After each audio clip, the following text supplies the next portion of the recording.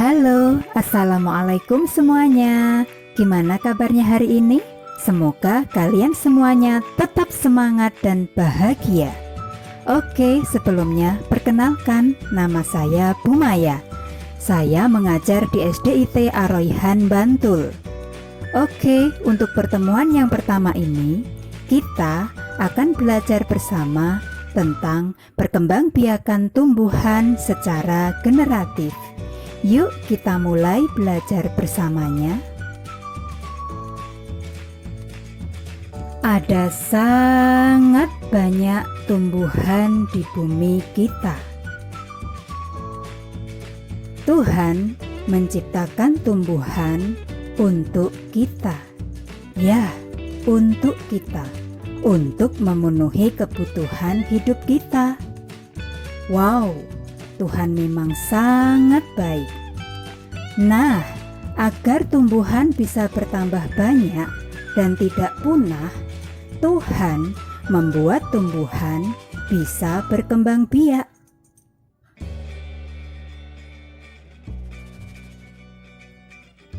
Untuk cara perkembangbiakan tumbuhan, ada dua cara. Yang pertama yaitu secara generatif, yaitu perkembangbiakan tumbuhan melalui perkawinan atau penyerbukan antara benang sari dan butik. Benang sari sebagai alat kelamin jantan dan butik sebagai alat kelamin betina. Sedang yang kedua yaitu secara vegetatif, yaitu perkembangbiakan tumbuhan tanpa ada perkawinan antara benang sari dan butik. Untuk perkembangbiakan tumbuhan secara generatif memiliki beberapa ciri. Ciri yang pertama adalah ada perkawinan atau penyerbukan antara benang sari dan butik. Sedangkan ciri yang kedua yaitu tumbuhan tersebut memiliki biji. Nah, sedangkan alat untuk perkembangbiakan tumbuhan secara generatif adalah bunganya atau bijinya. Oke, inilah salah satu contoh gambar bunga beserta bagian-bagian bunga. Yuk kita pelajari bersama-sama. Untuk bagian bunga yang pertama yaitu tangkai bunga. Tangkai bunga ini biasanya untuk menyangga bunga. Sedangkan bagian bunga yang berikutnya yaitu dasar bunga. Dasar bunga ini adalah untuk tempat melekatnya kelopak, mahkota bunga, dan bagian-bagian bunga yang lainnya. Sedangkan bagian bunga yang berikutnya yaitu kelopak. Kelopak ini biasanya digunakan untuk melindungi bunga saat masih kuncup. Sedangkan bagian bunga yang berikutnya yaitu mahkota. Mahkota ini merupakan bagian bunga yang paling cantik dan sebagai perhiasan bunga. Nah, inilah yang dinamakan dengan benang sari.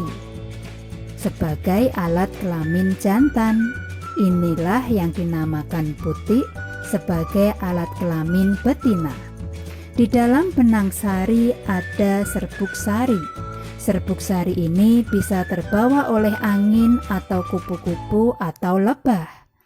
Dan mereka bisa jatuh di atas kepala butik.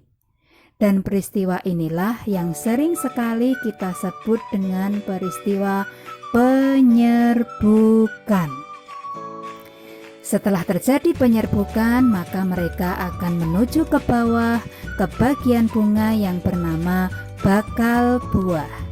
Dan di dalam bakal buah inilah terjadi perkawinan antara benang sari dan butik, sehingga akan menghasilkan buah dan biji. Dan biji inilah yang bisa kita tanam dan akan menjadi tanaman baru. Ternyata penyerbukan itu ada berbagai macam jenisnya. Yuk kita pelajari bersama-sama. Penyerbukan yang pertama yaitu penyerbukan sendiri. Penyerbukan ini terjadi pada satu buah bunga saja. Jadi benang sari dan putiknya ya berasal dari bunga itu sendiri. Sedangkan penyerbukan yang kedua yaitu penyerbukan tetangga.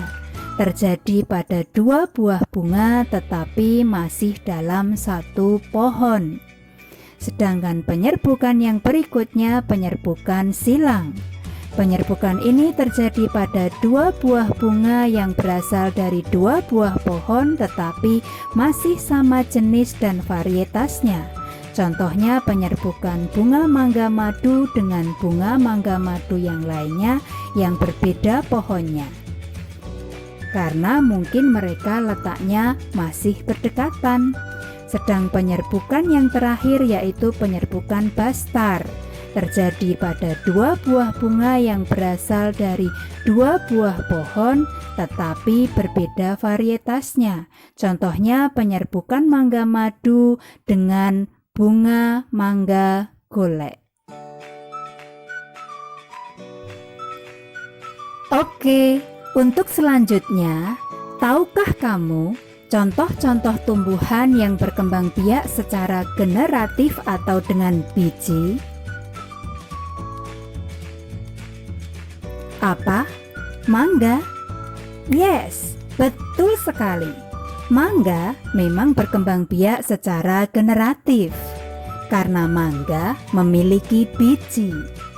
Nah, berikut beberapa contoh tumbuhan yang berkembang biak secara generatif, yaitu belimbing, leci, rambutan, dan duren.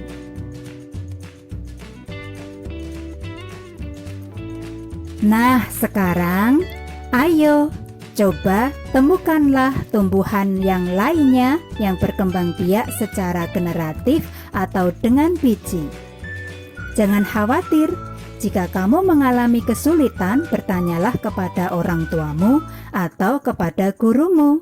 Pasti mereka dengan senang hati akan membantumu.